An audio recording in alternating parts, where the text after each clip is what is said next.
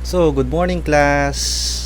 So, ang topic natin ngayon is ang Community-Based Disaster and Risk Management or CBDRM. Pero bago tayo magpatuloy dyan sa topic natin na yan, ay inaanyayahan kita na panoorin natin tong video na ito. So, let's watch this.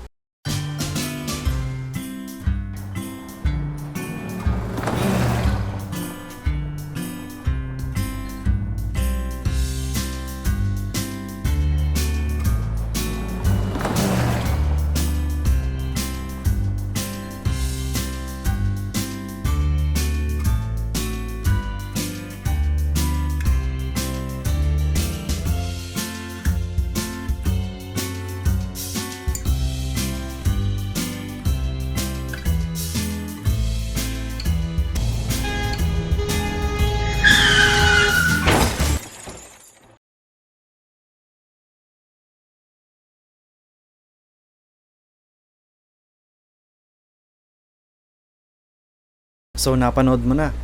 Bago ka mag-ML, sagutan mo muna lahat ng gawain natin dito sa Araling Panlipunan 10. Ayos ba yun? So, sa aralin natin ngayon, pagtutuunan natin ng pansin ang kahalagahan ng CBDRM or Community-Based Disaster and Risk Management at ang bottom-up approach. So, ano nga ba ang CBDRM? Ang CBDRM or Community-Based Disaster and Risk Management ay isang pamamaraan na kung saan ang mga pamayanang may banta ng hazard at kalamidad ay aktibong nakikilahok sa pagsuri, pagsubaybay, pagtukoy at pagtataya ng mga hazard or risk na maaari nilang maranasan. Sa talakayan natin ngayon ay mayroon tayong isang guest speaker. Yes, exciting. Siya rin ay isang guro sa General Emilio Aguinaldo National High School at siya rin ang ating focal person pagdating sa Disaster and Risk Reduction Management. Siya ay narito para ipaliwanag kung ano ang CBDRM or Community-Based Disaster and Risk Management. So, ano pang hinihintay natin? Let's welcome Mr. Marlon Martinez. Magandang araw. Ako po si Marlon Martinez, ang focal person ng School Disaster Risk Reduction Management Office ng General Emilio Aguinaldo National High School at para sagutin ang inyong katanungan kung ano ang Community-Based Disaster Risk Management. Ito po ay ang kahandaan ng bawat individual, bawat pamilya, bawat tahanan sa komunidad. Ito po ay sagot dun sa mga naranasan nating mga disaster, lalong-lalo na kagaya po ng Yolanda, na maging ang bawat tahanan ay maging handa dahil ang principle po nito ay sila po, ang bawat mga tahanan sa isang lugar, ang first responder. Hindi lang po sila dapat biktima, but sila po yung unang-unang pwedeng responde sa kung anuman pong kalamidad, anuman pong disaster ang tatama sa atin. At ganoon din po ang pangalawang tanong nyo kung may community-based disaster risk management na po ba dati at ano po ang pagkakaiba ng dalawa. Noong unang panahon po ay hindi po DRR o DRRM. Ito pong DRRM ay nalikha batay po dun sa batas ng RA 10121 na naging basihan din po ay ang RA 7929 kung saan ito po yung climate change law natin. Sa pagbabago ng klima, mas lumalakas, mas tumitindi yung mga disaster na man-made at ganun din po yung mga natural na nararanasan natin. Kung kaya't ngayon po ay ginawa na po itong Disaster Risk Reduction Management. Kung dati po ang tawag dito ay NDC, yung National Disaster Commission lang po. At mas napaghandaan po at mas nabigyan ng karapatang pondo sa ngayon na nasa DRRM na po tayo. At base din po sa kahandaan natin, mas nabibigyan pagkakataon ang bawat pamilya ng mga dapat gawin, kaalaman, kung paano ihahanda sa mga darating na mga disaster. At sa ikatlong tanong niyo po, kung ano po ang ambag ng bawat mamamayan at ganoon din po ng estudyante. Ang mamamayan po, kagaya ng sinabi ko, ay mga first responder sa mga nararanasan nating kalamidad. Kung kaya't nasa sa pagtutulungan po ng bawat mamamayan at nandoon po sa kahandaan nila at tamang kaalaman. Kung magkakaroon po tayo ng maraming casualty sa mga dumarating o mga nararanasan natin, hindi po natin may iwasan ito sapagkat sabi nga po natin, natural kagaya ng bagyo, lagi po tayong dinadalaw. Kaya't hindi po talaga natin ito maiiwasan. Ang maganda po sa mga estudyante ay yung kaalaman na naibibigay nila. Ganon din sa pangangalaga sa ating kalikasan. Kung kaya't mas napapalakas po natin yung mga natural resources po natin para labanan din yung mga disaster o na mas malalala. Kaya po napakalaki po ng ambag ng bawat mamamayan sa ating community-based DRRM. Ganon din po lalo na ng mga kabataan, ng mga estudyante sa paglinang nila ng kaalaman kung papaano makakaiwas, kung papaano ang dapat gawin kung kakaharapin at yung po mga dapat tandaan para ma-preserve po natin ang resources natin, ganun din po lalo na ang ating buhay. Kaya po maraming salamat po na may nakuha po kayo sa akin. So, naliwanagan ka na ba kung ano ang CBDRM at ang kahalagahan nito? Ngayon, dumako naman tayo sa kung ano ang bottom-up approach.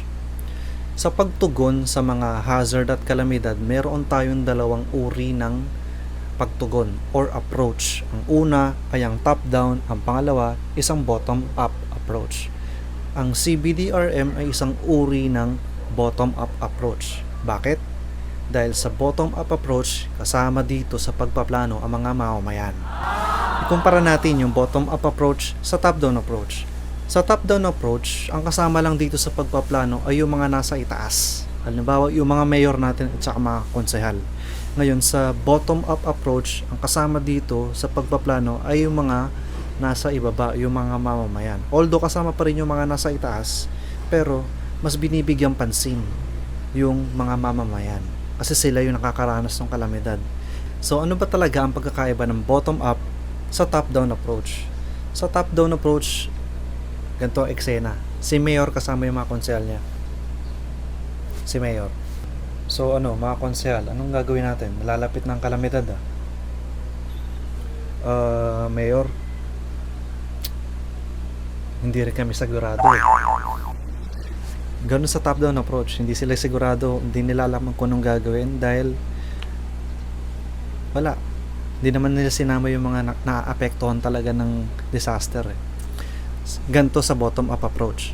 Mga barangay captain, ipinatawag ko kayo dahil nalalapit na naman ang buwan ng kalamidad. Ano bang maipaglilingkod ko sa inyong mga barangay? Mayor, sa amin po, kailangan namin ng maraming bangka dahil sobrang bahain po dito sa amin. So kung sakaling po bumaha, mas madali silang ma-rescue. Mayor. Ay, Mayor, sa amin din po, wala kaming tapunan ng basura. Ang baho dun sa amin.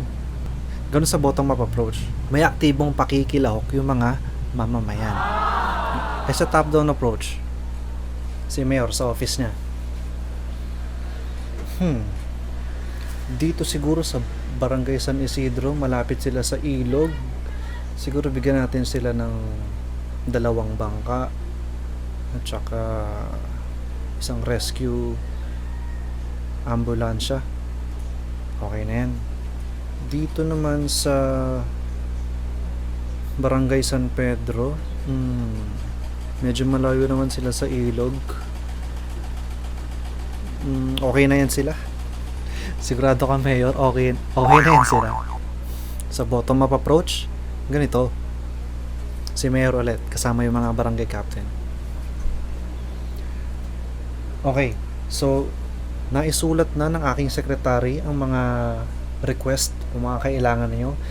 So lahat ng mga ni-request nyo ay darating din sa buwan na ito. Okay, para mapaghandaan nyo na yung mga kalamidad na darating sa atin.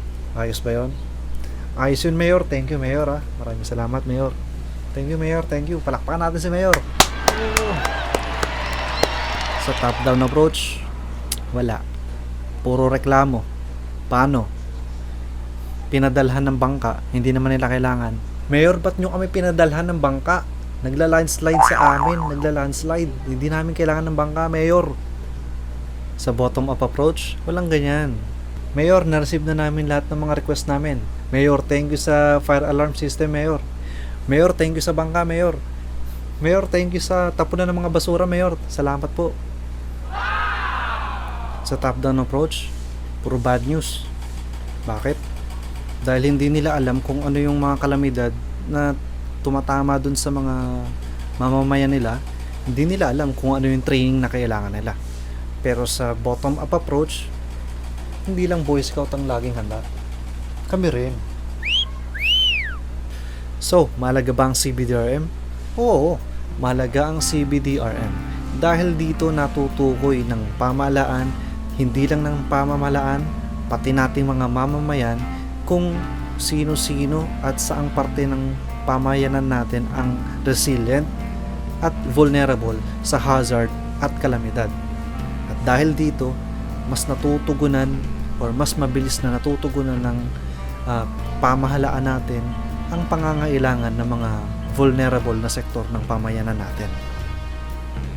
Isang magandang halimbawa ng pamayanan na may maayos na CBDRM ay kumpleto sila sa gamit.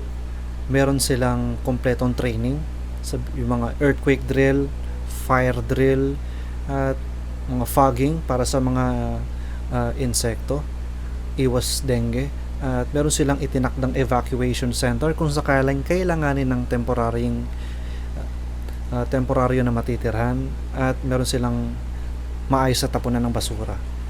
Fire extinguishers, lalo na sa mga establishmento na may maraming tao, at sa mga schools.